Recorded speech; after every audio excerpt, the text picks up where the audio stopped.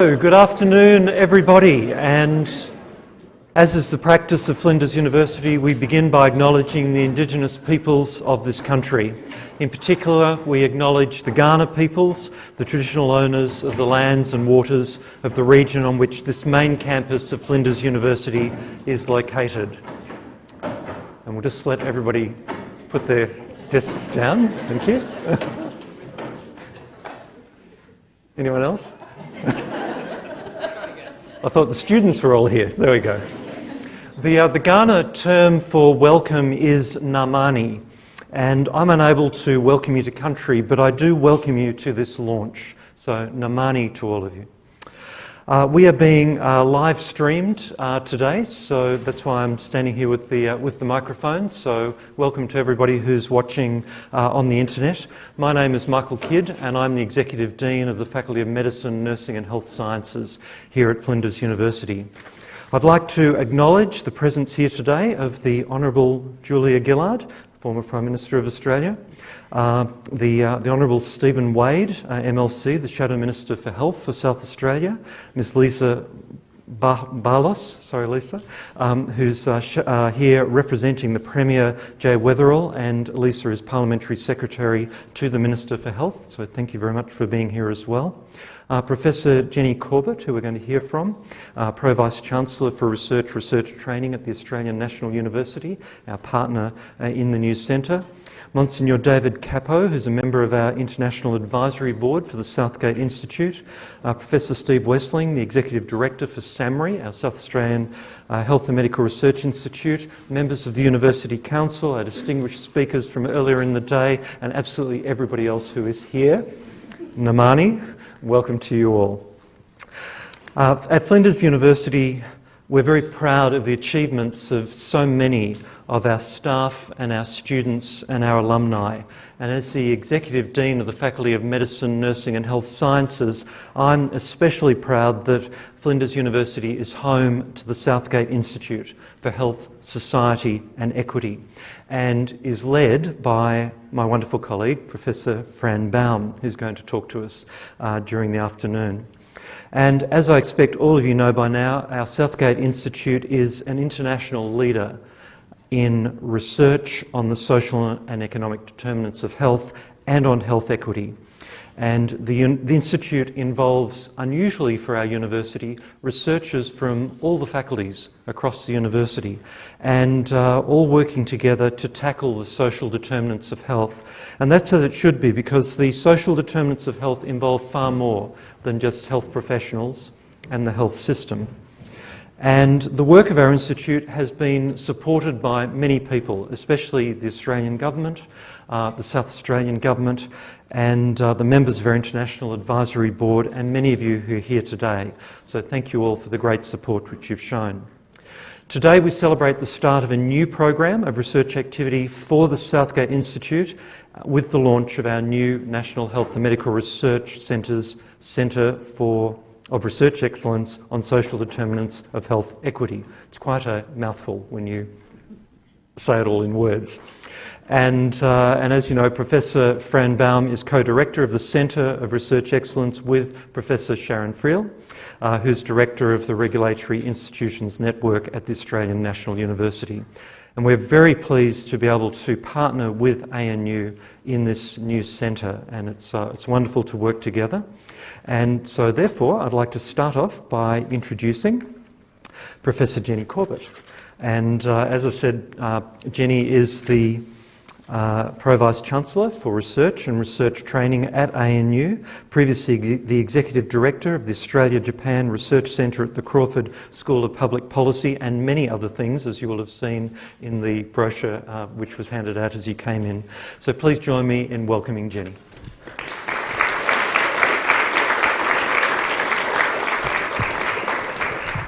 Thanks very much, Michael, and thank you for the invitation to be here. Welcome to all of you distinguished guests and all of the members of, I guess there are Flinders faculty and others who are here too. And I'm just really delighted to be here to launch what I think is an incredibly important research centre.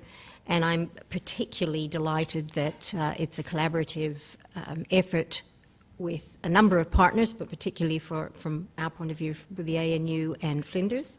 And I say that with some personal conviction because for a period my father was here at Flinders University and I was at high school here in Adelaide, and I used to come up and spend time on this campus, and I haven't been here for a very long time since, and so it's wonderful to be back.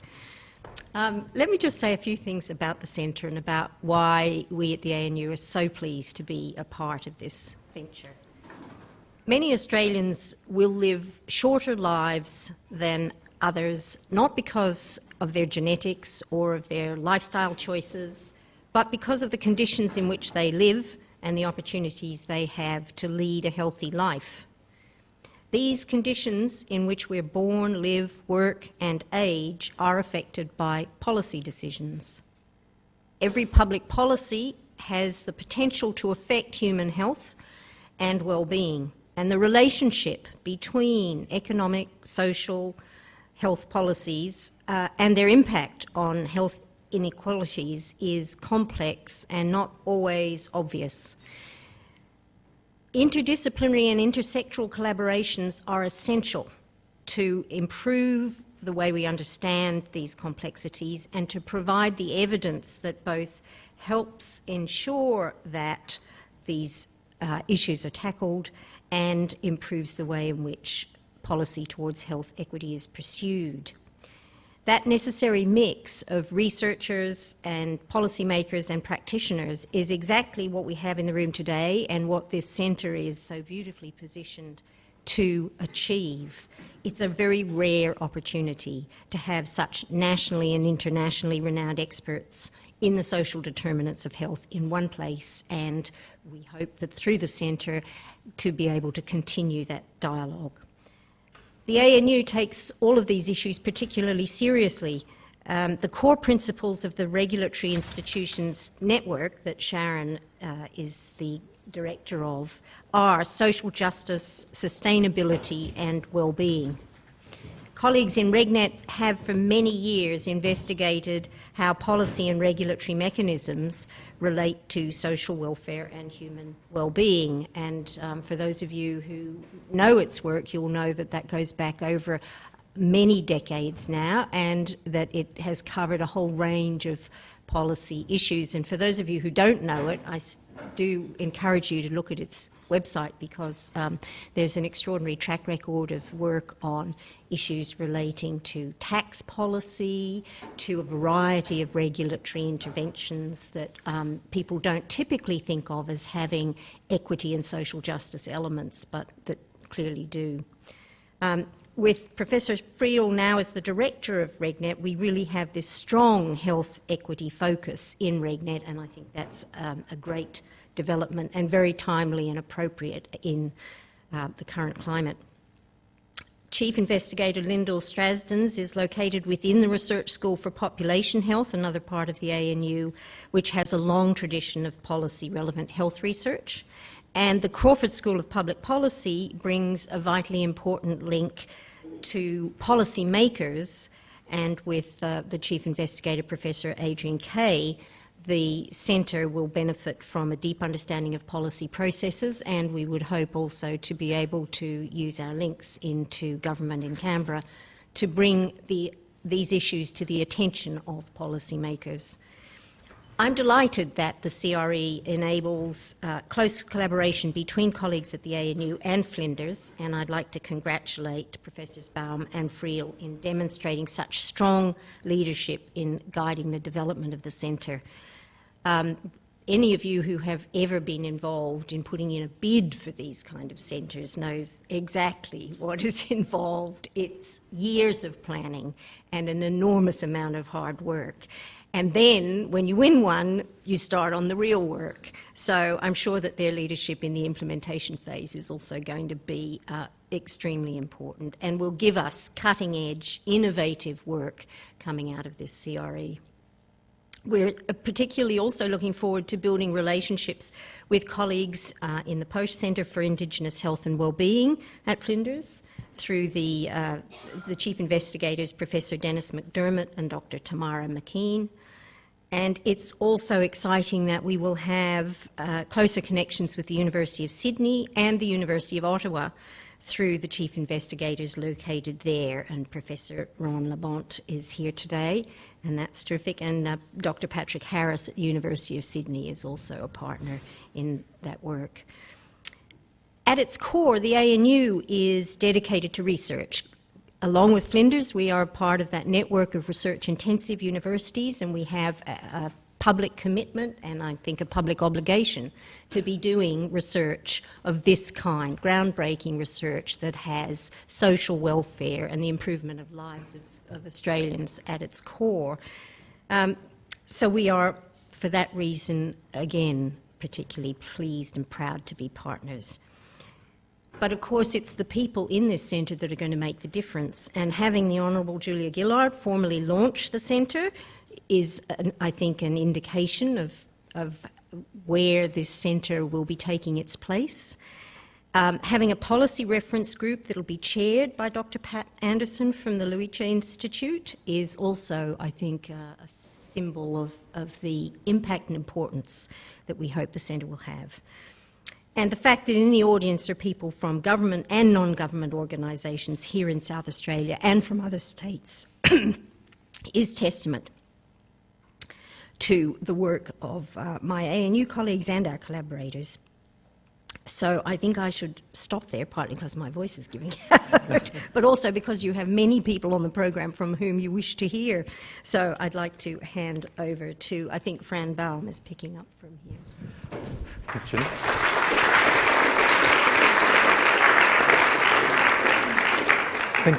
Thank you, Jenny. I'm not sure that I need to introduce Fran, but Professor Fran Baum is the Matthew Flinders Distinguished Professor of Public Health and Director of the Southgate Institute of Health Society and Equity here at Flinders University. Fran is a Fellow of the Academy of Social Sciences here in Australia, and as I think you all know, she's one of the world's leading researchers on the social and economic determinants of health. Please welcome Professor Fran Baum.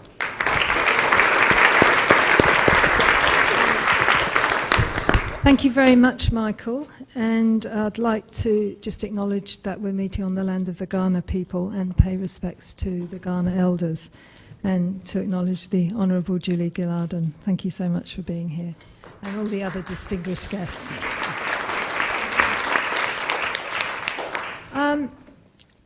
Our centre, we are actually going, everybody will be relieved, we're going to call it the CRE for Health Equity, which is a lot shorter than its big name. We've already heard today about health inequities, that Aboriginal and Torres Strait Islander people die on average 11 years earlier than other Australians, and low-income people about 6 years. But also, it's not just about the disadvantaged, it's also about a gradient, where if you're in the middle of the gradient, you'll actually die before the people at the top of the gradient. So, you know, there's something that affects everybody in society. Really, the genius of this centre came from the work that Sharon and I did on the commission, the WHO Commission on the Social Determinants of the Health. I was a commissioner, and Sharon ran Sir Michael Marmot's secretariat that supported that commission. And as you can see, the Director General of WHO, Margaret Chan, said health inequity really is a matter of life and death. This is about whether people live long, meaningful lives or they die early lives. So the starting point for our work is really this Commission's report. It really laid out the evidence on the social determinants and made many policy recommendations. But of course, they were global recommendations, not just relevant to Australia.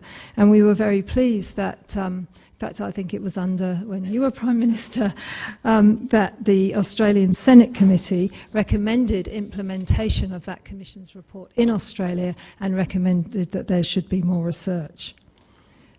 There's a really basic logic that underpins the social determinants approach, and that's why do we want to treat people when they're ill, when they're addicted? Why do we want to send them to jail when generally they have no control over the conditions that made them sick, addicted or commit crime in the first place? Yes, there's some agency there, but people's choices are often very restricted, and that's the basic logic of our centre. How do we give people more choices and environments that encourage people to be healthy, unaddicted and law-abiding? The basic map of the Commission work is that that kind of empowerment is central. Material, psychosocial and political empowerment are absolutely vital. That people respond to their living conditions. If you live in a healthy environment, then you're much more likely to be healthy, and that those living environments are really affected by how we distribute money, power and resources in our society. And I think in the symposium that preceded the launch, we've heard a lot about that. We've brought together a wonderful research team. It's fantastic working with Sharon. I don't think I've ever enjoyed working with anyone as much. We have great fun doing it, and that's great. And that means I'm really looking forward to the next 5 years. Ron Labonte from the University of Ottawa, who is a long-term collaborator, Adrian Kay from ANU, Lyndall Strasden, Dennis McDermott, Anna Zersch from Flinders, and Tamara McKean from Flinders, and Lorraine Newman from Flinders, and Patrick Harris from the University of Sydney. And we've all worked together in various combinations over the year. And our research staff have started to gather pace with Phil Baker, who's been madly tweeting from this meeting, Catherine Brown-Young, Gemma Carey, who can't be with us today, and Matt Fisher. We also have a cast of associate investigators who I won't read out, but you'll see perhaps importantly Sir Michael Marmot agreed to be associate investigator, and he of course chaired the Global Commission on the Social Determinants of Health. I'd also like to draw attention to our national investigators. Dr. Michael Tynan is here from the Luicha Institute, and we really value the fact that the Luicha Institute has agreed to enter into a partnership in this centre. The focus of their work is on Indigenous health and well-being, and at the moment their particular strategic direction is about social determinants of that health, so that's really, really important for us. Just to give you a quick, we're basically in this centre saying, well, how can we make health equity a really important issue when people make policy, when they frame the question, when we want to understand how do these issues of social determinant either get on or not get on the political and social agenda. There's such a crowded political and social agenda that it's very hard to do that. We want to ask, what does policy in action look like for health equity? What are the barriers and opportunities? How do we work the systems, processes, and how do we persuade the actors in the system to see health equity as a crucial way in which you judge the outcome of policy? And then finally, we want to be able to say, well, if we do improve housing policy, if we do improve education policy, what health gain are we getting for that? That's remarkably difficult to do, to actually make those causal links, because it is so complex. Here, this is a little bit complicated, but this was from our original application, and I think the important thing is that we've got 4 work packages there that really respond to those 4 parts of the policy cycle, where we're really trying to understand how policy works and how you can intervene to influence it. Our first work package is, well, you know, we all know that policy making isn't just evidence-based. I know academics sometimes like to think that, but I'm sure anyone who's been involved in political processes know that there's a real cauldron where policy problems, the politics, the processes kind of swirl around, and it's very tricky to get on that agenda, to stay on that agenda. And one of the things we want to determine is what will maximise the chances of making health equity a policy concern in the future. So there we're going to look retrospectively at 4 policy areas: Medicare, particularly its start, paid parental leave, the Trans-Pacific Partnership Agreement or a similar trade agreement, and we want to look at the Northern Territory emergency response and the subsequent intervention. We think in the first 2 of those, health equity probably was more of a consideration. In the second 2, it isn't, and we want to understand the kind of drivers behind that. Our second area, I'm not expecting you to read this, please. This is just to show that this is looking at urban health and climate systems and using systems modelling to try and understand that. That's to just give you the idea that that's the kind of thinking we want to bring to the policy analysis. You know, we know that very often we might look at health and housing, we might look at neighbourhood design and housing, we might look at road and transport and housing. What we want to say is what happens when you try and look at the interaction between them. One of the case studies we're going to use is the closure of the Holden factory in Elizabeth in South Australia, and ask the question of, well, how do policies interact to affect health outcomes in that community? And we hope to be building partnerships with the local government and other key actors and agencies in Elizabeth. Our third work package is, if you think work package 1 was very much retrospective, work package 3 will be about looking at actual implementation of policy that's happening at the moment. And again, asking how does it contribute to health equity. Our 4 case studies there are the National Broadband Network. We want to look at New South Wales land use legislation, which is beginning to pay attention to the health impacts of that. We want to look at primary health care and closing the gap and bring, obviously that's a really crucial policy for Indigenous health, and one that really does pay some attention to the social determinants of health. And we will be asking questions about the sorts of values of the different actors, what the different discourses are, how the balance goes between individual agency and structures, how participatory are those policies, what are the gaps between the policy as it was written and how it was implemented, and look at those interactive effects and ask the question of, is there any assessment of the impact on health in this policy? And our final work package is really concerned with saying, well, can we actually model the losses and gains from policy choices for health? And this, I think, is at the cutting edge of trying to do this, and we'll draw on a range of methodological approaches to do that. And I think that in some ways is one of the exciting areas, but it's also the most challenging.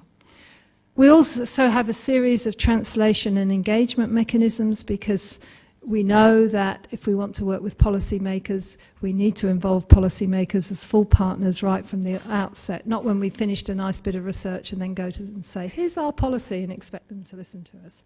So this today is part of that engagement. We also have a critical policy reference group which had its first meeting this morning.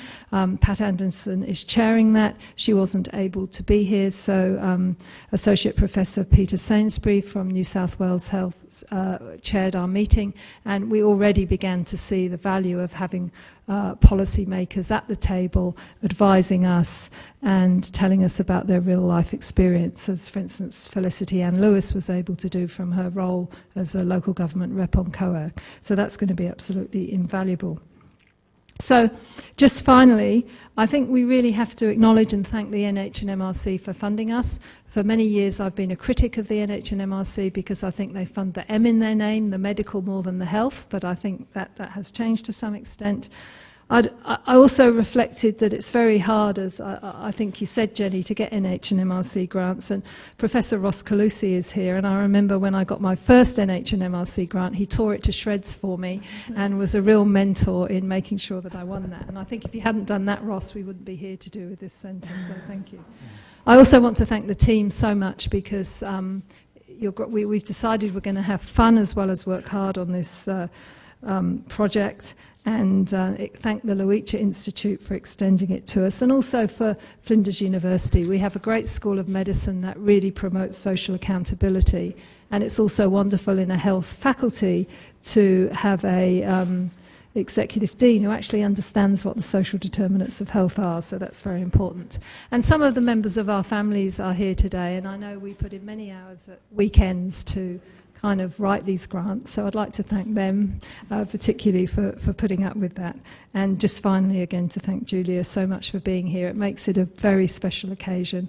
It really makes it feel special. So thanks very much everybody, and please continue to follow our work as we progress it. Thank you.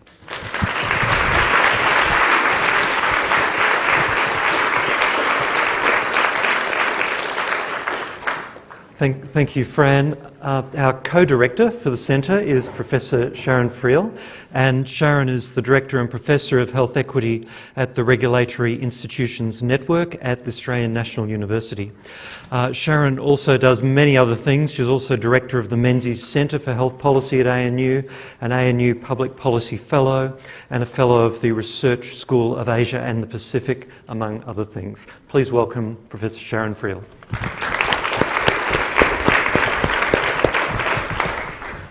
Thank you, Michael. Let me start by acknowledging the traditional owners on whose land we're meeting, and to pay my respect to elders past and present, and to the Honourable Julia Gillard. Personally, big fan. But for me, it's, as Fran has said, so important to have a politician, a Prime Minister, who stood up for things, who said we want to pursue a society in which we make a difference for the well-being of our people.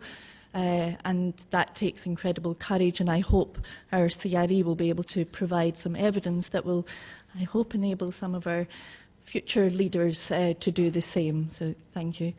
And if I was to choose who I wanted to work with over the next 5 years and beyond, I couldn't think of anybody other than Fran Bowden. So it's a huge privilege to get to work with Fran in such a close capacity in what is going to be, I suspect, a major roller coaster for the next few years.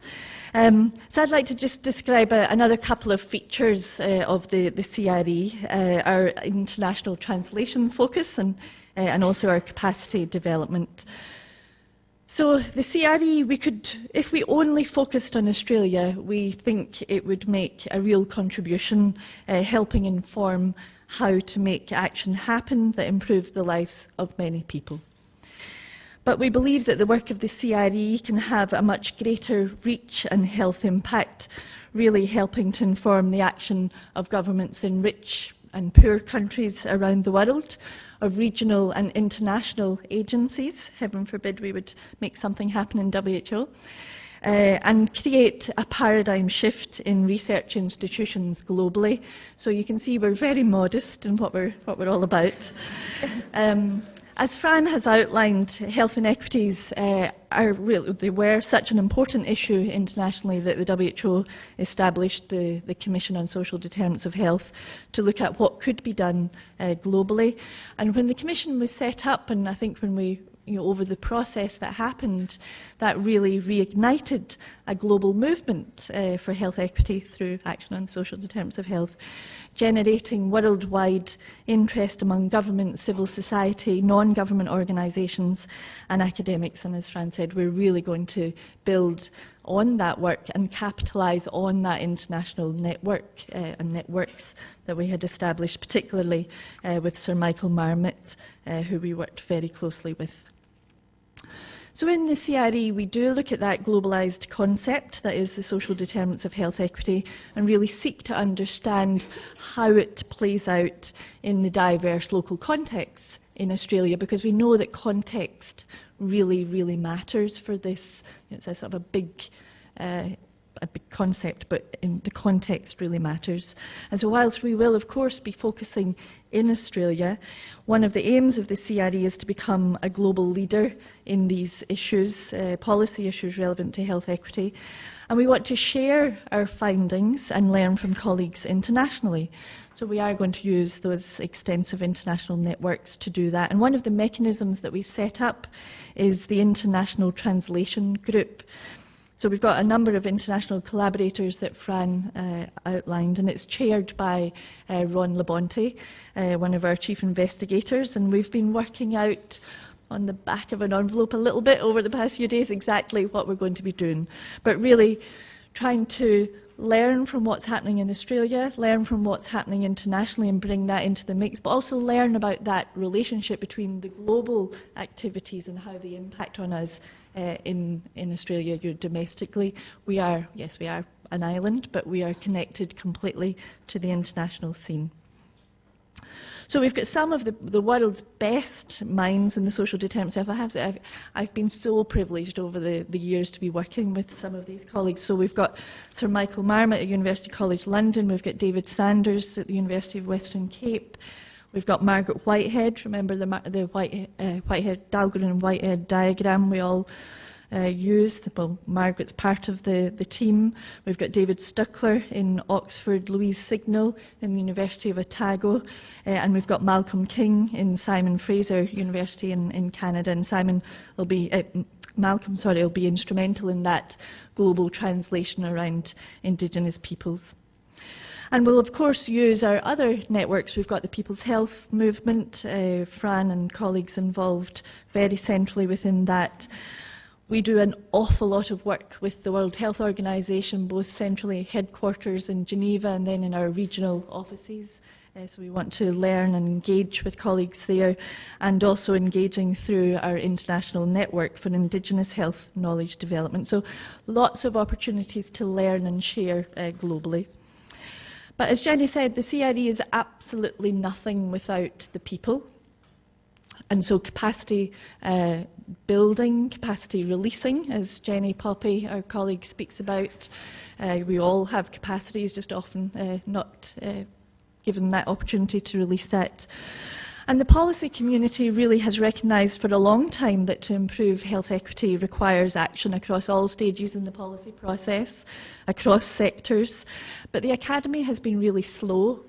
We've been really slow to produce researchers who can interface between scientifically rigorous research and the real-life policy world, and who can integrate the multiple the different disciplinary theories and methods. So a central aim of the CRE is to train outstanding internationally recognised researchers who are able to work across sectors and across disciplines, and drawing on political and social science theories and methodologies in this space of health equity.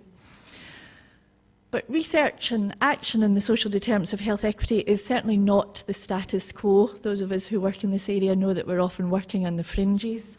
And again, just to thank the NHMRC for funding such an endeavour, it is just fantastic. So the CRE is going to focus on nurturing and building capabilities to have a very long vision. It's a long-term game, really, and courage to challenge the many dominant paradigms. So we're going to ask different questions, and we're going to ask them differently. We're going to push the health community, who stubbornly focus on treatment of disease and health-related behaviours, and there are, of course, many reasons for that, but to understand and act on societal-level factors.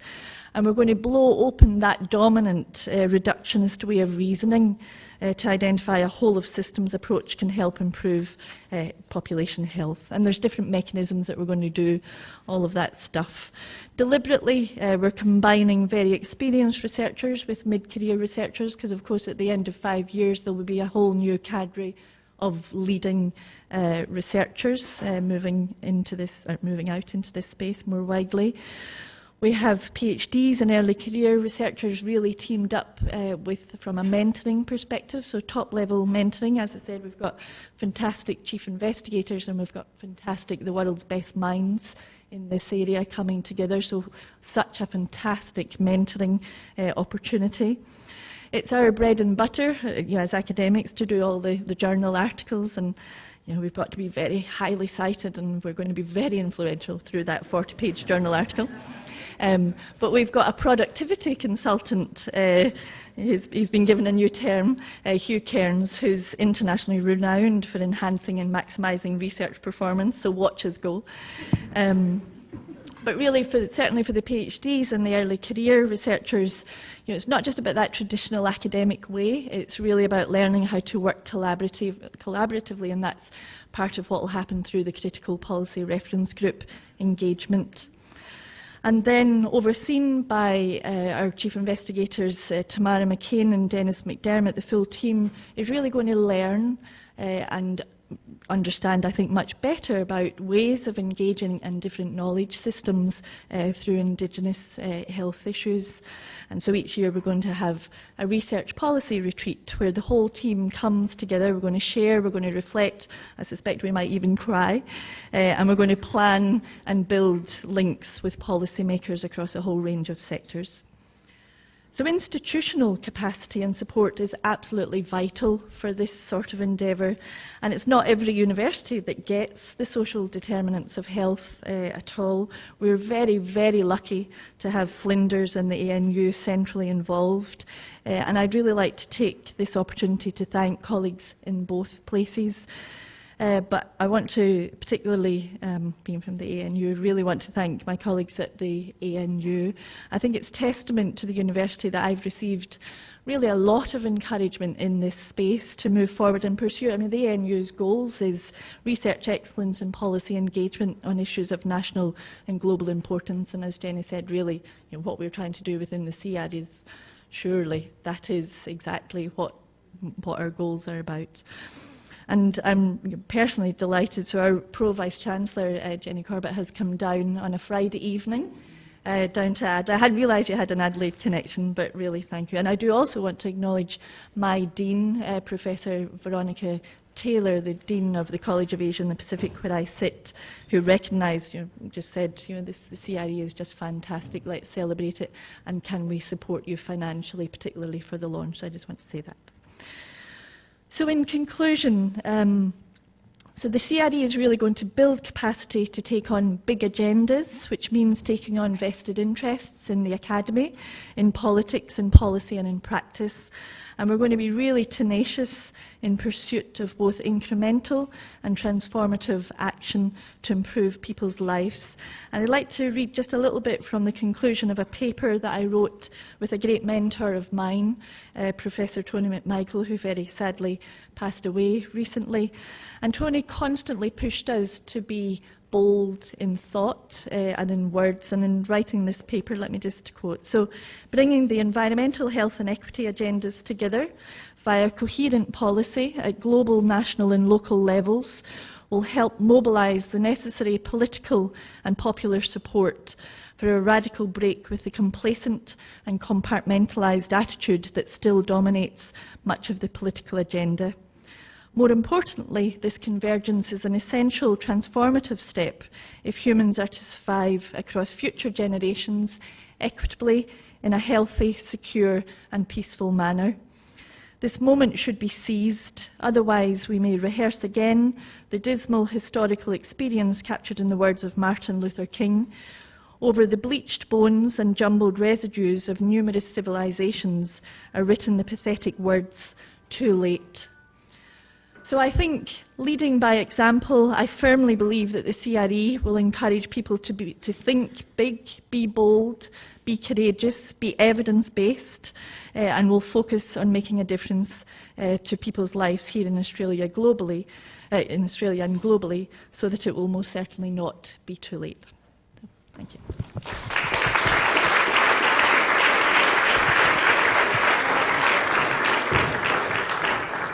Thank you, Sharon. One of our chief investigators for the new centre is Dr. Tamara McKean, and Tamara is Senior Research Fellow with our Posh Centre for Indigenous Health and Wellbeing here at Flinders University, and also chairs the Royal Australasian College of Physicians Aboriginal and Torres Strait Islander Health Advisory Committee. Tamara is one of Australia's leading medical graduates, and I think we first met when Tamara was the president of the Australian Indigenous Doctors Association. So please welcome Tamara.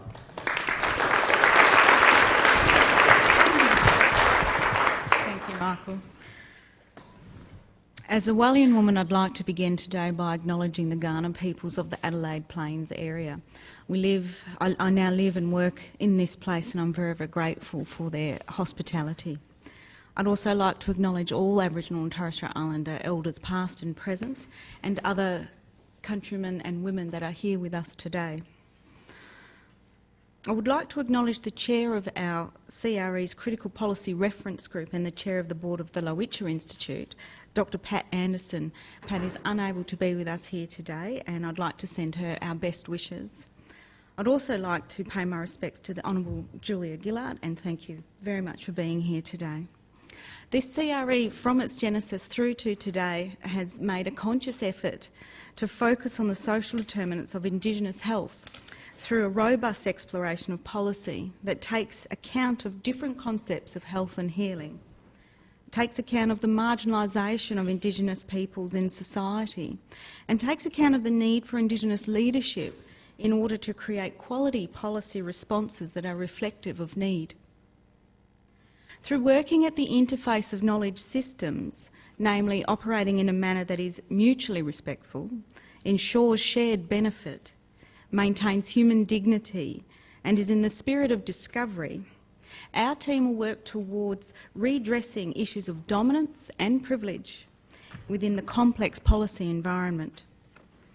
Collaborative inquiry across the investigative team and with individual and community stakeholders will facilitate uncovering the root causes of policy failure in relation to Indigenous peoples. Our groundbreaking and innovative approaches are designed to cut to the heart of the problem. Specifically, we will probe the circumstances and the decision-making processes that led to the Northern Territory intervention and the emergency response, as well as examining the implementation of closing the gap policies and programs at 2 sites, one here in South Australia and one in Victoria, to elucidate the mechanisms that truly enable Aboriginal and Torres Strait Islander people to be engaged in the implementation of policies designed to better their circumstances. We will also take an overall general approach to considering Indigenous health and policy issues across the other work packages, and we see great potential in our findings being able to positively contribute to reducing disparities in the health and life outcomes of Indigenous people both here and abroad. Our connection to Australia's peak body for Aboriginal and Torres Strait Islander health research, the Lowitja Institute, will be absolutely critical in realising this potential. We are thrilled that Dr Anderson will be leading the critical policy reference group, and we envisage a very reciprocal relationship with the Lowitja Institute that will not only ensure the relevance and translation of our findings, but will also build capacity of Indigenous researchers here and abroad. Finally, I'd like to pay my respects to those that have gone before, those that have laid the foundation for this challenging work to take place, and I hope that we honour the legacy and that our CRE makes a significant contribution that upholds the ideals of advancing and the betterment of all people. Thank you.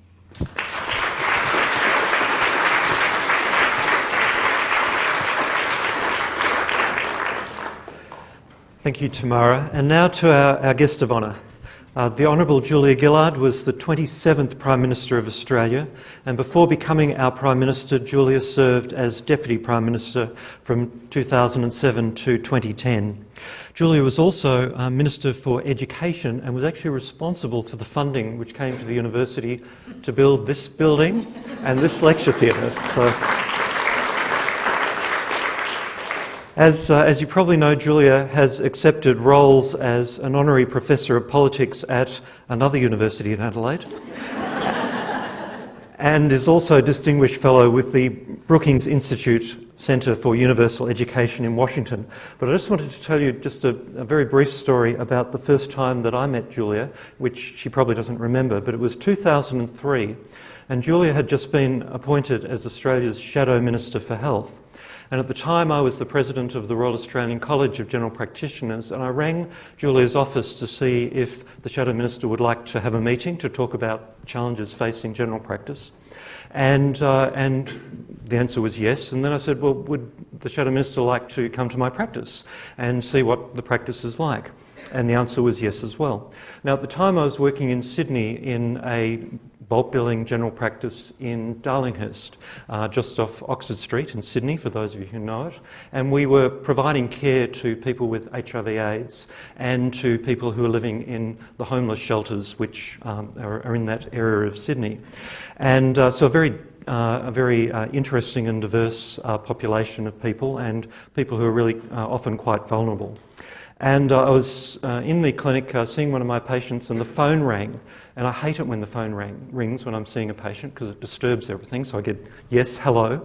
And the receptionist said, look, there's a woman here and she insists she's got an appointment with you, but she's not in the appointment book. And I said, all right, what does she look like? She's got bright red hair.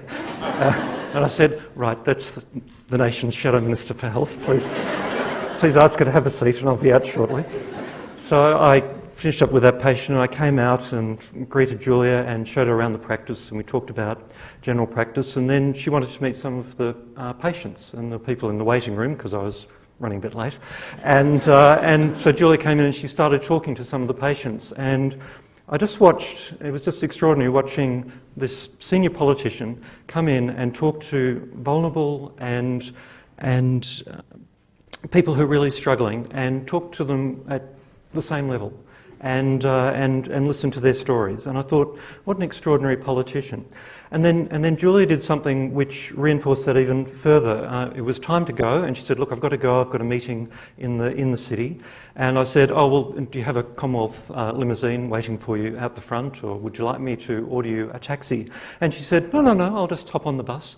And so I escorted Julia out to Oxford Street, and she hopped on the bus, and off she went. And I thought, wow, that's just extraordinary. And then Julia's extraordinary career continued, of course, and becoming our first female Prime Minister, and showing a real commitment and passion to equity through the policies which you drove through the Parliament at a very difficult time to get policies through the Parliament. But thank you especially for the National Disability Insurance Scheme, which is making and is going to make so much of a difference.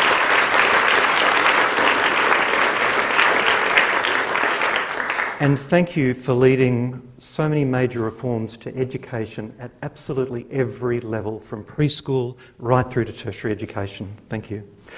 And these are legacies which will continue beyond all of our time. And Julia's also shown us that there's life after Parliament, and has an amazing role. I don't know if you're going to talk about it, Julia, as chair of the Global Partnership for Education, and locally as a board member for Beyond Blue. So, ladies and gentlemen, please join me in welcoming Professor Julia Gillard. Thank you very much.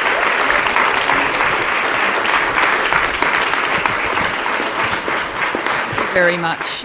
It's a great pleasure to join you here today for the launch of the Centre of Research Excellence on Social Determinants of Health Equity. I'm not surprised that we are using a shorter title. Before I begin, I want to acknowledge the traditional owners of the land on which we meet, and in a spirit of reconciliation, pay my respects to elders past and present. I want to thank Michael for that world-class introduction. I want to acknowledge Jenny, Sharon, Tamara, but I particularly want to acknowledge Fran, because amongst the many reasons that I am here today, Fran reached out to me to come to this event through her stepdaughter Sky, who is a very great friend of mine. So I know that much research about influencing public policy is going to go on in the centre, but it seems to me that you already have a number of the inherent skills. Can I also acknowledge Lisa Vlahos, who's here, the member for Taylor, representing the Premier. It's great that she can be here. Stephen Wade is here as well from the state opposition. There's already been reference to the cauldron that is politics. I wish both of you good luck in that cauldron, but I'm sure that Stephen is going to forgive me if I wish Lisa just a tad more luck than him. You should all be incredibly proud of what you've achieved together. I know that many of you have been working on the social determinants of health long before the approach was fashionable, or dare I say it, even in some quarters acceptable. As a former Prime Minister who worked in office to bring new approaches and resources to healthcare, I personally appreciated the importance of having available the best of research and advice. I therefore applaud your dedication to sharing the best of research with policymakers. Without your efforts, we wouldn't be here today, and I think we've had an insight into those efforts from the speeches that have already been given. In my life post-politics, I continue to appreciate why evidence and research matters. As Michael has said, in December this year I joined the board of Beyond Blue. I attended my first board meeting in February, and I've just been to my second one. Michael and I have been hanging out in Geelong for the Beyond Blue board with a big blue bus, amongst other things. It's been fantastic. For all of us in this room, I'm sure the opportunity to work on improving our nation's approach to health not only engages the mind, it certainly does that, but it tugs at our hearts. And for me, the emotional pull of this area of policy started in childhood, right here in South Australia. My father, John Gillard, spent a great deal of his working life as a psychiatric nurse at Glenside Hospital. Growing up as his daughter, I always understood the need to talk openly about mental health, the need to respond to those in need, to see the best of public policy implemented, and even as a child, I think I had a window through his eyes into some of the social determinants of health. When my father first started nursing, mental illness was viewed as evidence of personal failure, as a lack of self-discipline. People wouldn't speak about their mental well-being, and illness was a source of shame for individuals and something hidden away by families. While we are not completely free from the shadows, mental illness has since come out much further into the light and into the mainstream. Today it attracts greater research into the causal factors that underpin it and has received increased funding, including the new funding for suicide prevention and Pat McGorry's Headspace centres that were introduced by the government I led. Yet, while so much has changed in the way we approach mental health, we are still fighting an uphill battle in our efforts to get help to those in need. We were powerfully reminded of this just last week when the federal government's mental health review was finally released. The publicity around the report, when it was leaked prior to its release, contained a number of shocking stories about suicide and loss, about desperate Australians not getting the care they needed when they needed it most. Hearing those shocking stories, I thought of the work of one man who had made such a difference, Donald Ritchie. When I was Prime Minister, one of the many privileges of my role was to present the Australia Day Awards each year. In 2011, I had the great honour of presenting the Australia Local Hero Award to Donald, known in Sydney as the Angel of the Gap. Donald lived opposite the Gap in Sydney's eastern suburbs, a spectacular cliffside that has earned a very dark reputation as an infamous suicide spot. For almost 5 years, Donald kept watch over the Gap, looking out for people who visited the cliff's edge in contemplation of taking their own lives. With the simple question, "Can I help you in some way?" and the odd invitation to join him and his wife for tea, Donald gave some people on the Gap's edge opportunity for pause, a chance to change their minds. Donald was never trained in suicide prevention, but by opening up his heart and home to strangers in their most desperate moments, it is estimated that he saved 160 lives. Donald's presence was the difference between life and death for so many people. For them, thank goodness, his intervention came before it was too late. I believe Donald's experience signifies a concept we all intuitively understand. An intervention at the top of the cliff is far more valuable than the hearses or ambulances waiting below it. Yet despite this intuitive understanding, we have not organised our health system that way. Why isn't more of what we do focused on prevention? Why don't we do more to understand the causal factors that lead an individual to the cliff's edge? The answer, in my view, largely lies in numbers. Politicians, policymakers, government departments, donors, journalists and academics all have something in common. We like to count. Sometimes we are very good at it. We count things regularly. We report what we have counted. We quantify our inputs and we use numbers to try and measure the results. Yet sometimes when we count, we don't actually capture the important but hard to measure things that are at stake. While inputs are often easily measured, how many dollars did we invest, how many hospital beds did we fund, often outcomes aren't so easily measured. Did people have the help they needed? Did we prevent someone from needing help in the first place? Will our treatments help ensure that they won't be back in the emergency room tomorrow? This is not a challenge unique to health. In my post-Prime Ministerial life, I have also taken on the role as Chair of the Global Partnership for Education, which Michael has referred to, an initiative that brings together donor governments, private philanthropy, civil society, the private sector and some of the world's poorest countries to try and ensure that children in those nations have access to a quality education. Our immediate mission is to fulfil the Millennium Development Goal agreed to by the United Nations in the year 2000, that there would be universal access to primary school. Since the year 2000, the Global Partnership has allocated $4.3 billion US to developing country partners and programs. And since 2009, we've become the largest international funder of education in countries affected by conflict. We work in 60 nations around the world, from sub-Saharan Africa to the South Pacific, from Cameroon to Cambodia. Our approach is to do the patient work necessary to plan and create whole school systems. At our pledging conference last June, we raised $2.1 billion from donors, and this in turn was used to leverage developing countries to increase their education budgets by a collective $26 billion. It's a lot of money, but not enough money. Education is significantly underfunded on a global scale, and while progress has been made in getting more children into school, into primary school particularly, 250 million children worldwide, many of whom are in school for up to 4 years, are still failing to master even the absolute basics of literacy and numeracy.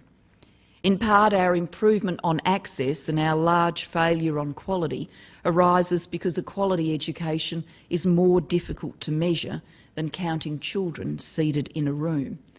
Education is not a global standard good, it is a locally delivered service.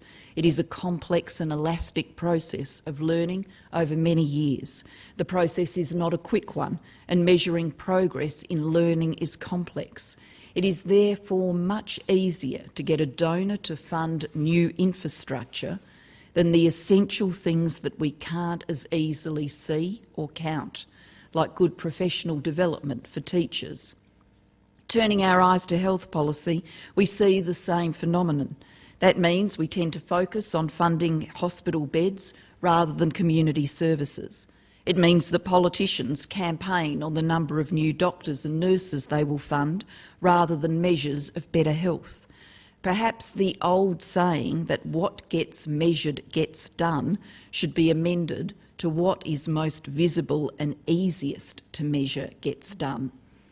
Put somewhat bleakly, I think this helps explain our collective tendency to fund the ambulances at the bottom of the cliff more readily than the support services at the top. Even more tellingly, it helps explain why we find it harder to create the kind of equitable, inclusive society that would find ways to ensure no individual ever goes to the top of the cliff than to finance acute services.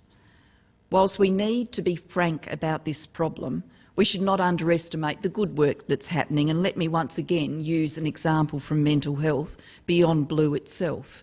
It is at the forefront of efforts to reduce the impact of depression, anxiety and suicide on individuals, their families, workplaces and in the community through a range of practical prevention and early intervention measures. Of course, there are many organisations across the spectrum of health doing a great number of things of equal merit. But so much more needs to be done. The daily conditions in which people are born, grow, live, work and age that are all vitally important for health as well as economic and social well-being are in part shaped by public policy. We can choose to invest in policies that promote good health and prevent illness. We can also help people understand the socio-economic conditions that impact on an individual's health. It is not only shocking but completely unacceptable that in Australia, the land of the fair go, the home of Medicare, that there are large and growing disparities in health status. Although the overall level of health and well-being of Australians is relatively high compared with other countries, there are significant disparities in the health outcomes of different populations within our nation. Critically, we know that those who live in areas with poorer socio-economic conditions tend to have worse health than people from wealthier areas. For instance, if you are an Indigenous Australian, you can expect to live many years less than a non-Indigenous Australian. If you have a mental illness, chances are you will die between 14 and 20 years prematurely. The poorest 20% of the population can still expect to die 6 years younger on average compared to the richest 20% of the population. And if you are better educated, you can expect to live longer, and not only just as a function of being able to afford better health care. Disadvantaged Australians face higher health risks by very virtue of the fact that they are disadvantaged. Those who are more socially disadvantaged by income, employment, status or education and Indigenous Australians have a higher risk of depression, diabetes, heart disease and cancer. For instance, low income can negatively impact housing standards and reduce access to medical services. Low educational attainment can affect the ability to obtain information on health services and health risk prevention. A lack of financial security or control over one's life can lead to chronic stress, which in turn can negatively impact on physical and mental well-being. These determinants mean that both mental and physical health are unevenly distributed. Indeed, those living in the most disadvantaged areas of Australia have over 2 times the rate of high or very high psychological distress compared with those living in advantaged areas. Aboriginal and Torres Strait Islanders also experience twice the rate of distress compared with non-Indigenous Australians.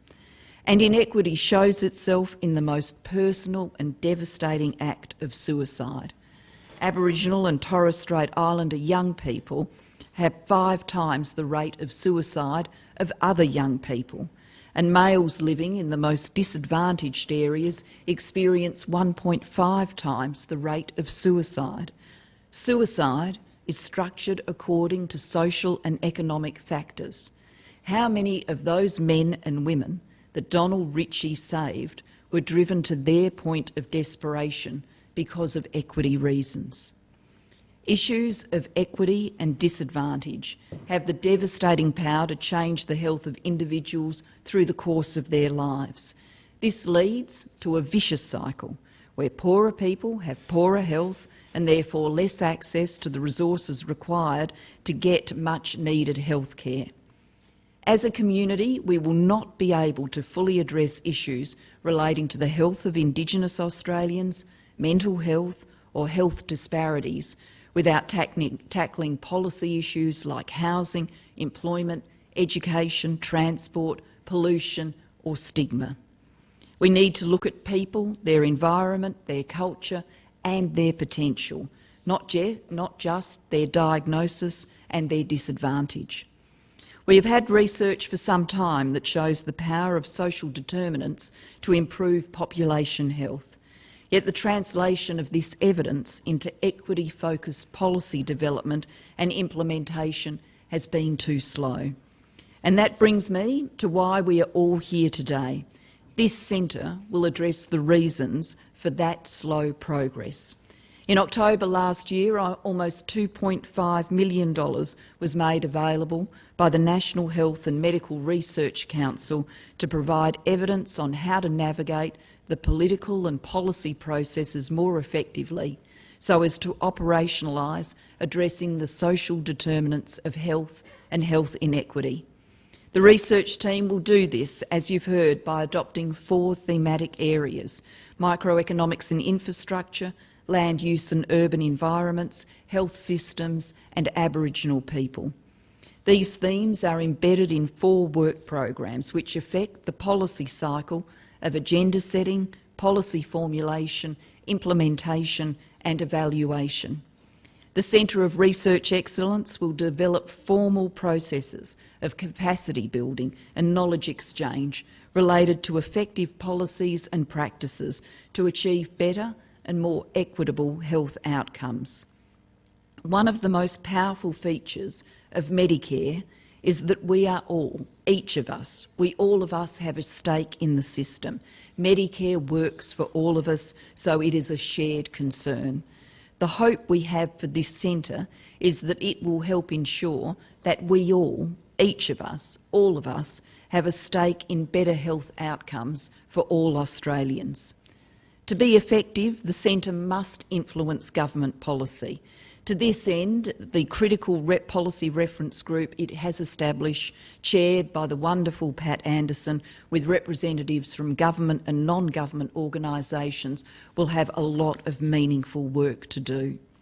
The centre will be focused on delivering a much improved understanding of how policies can be developed, changed and implemented to contribute to more equitable health outcomes. Now, I know we understand the importance of this, but we also understand that it cannot be achieved without a collaborative approach across academic disciplines and between researchers, policymakers and practitioners, and we know day by day that a lot of work needs to go into building such collaborations. The audience I'm looking at, though, is the audience that is going to get this done. Together, you are at the forefront of research into the social determinants of health equity and into public policy. I want to see the system focus on individual well-being well before they stand on a cliff's edge. How do we get them access to a life of opportunity, of community, of health equity? How do we provide the support and assistance they need before it's too late? To do this, we need to understand the causal and equity factors that have led them there, and we need to target our policies and programs around those individuals who we know are already at high risk. To do this at all, certainly to do it well, we need your research, we need your work. So, with a clear understanding of the importance of what you intend to achieve, it is my very great pleasure to officially launch the Centre of Research Excellence on Social Determinants of Health Equity. I wish you all the very best, and I will be very excited to see the work that is produced. Thank you very much.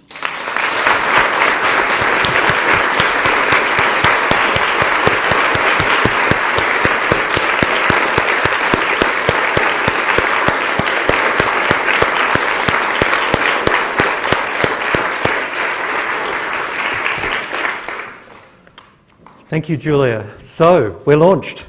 Fantastic. I'd just like to conclude by thanking everybody who made today possible, and especially thank you to Paula Lynch, who I'm not sure is in the room. Busy organising things. Thank you to Paula and to the team for your amazing organisation of this event. Thank you to everybody. And please join me just one more time in thanking all of our speakers, including our guest of honour.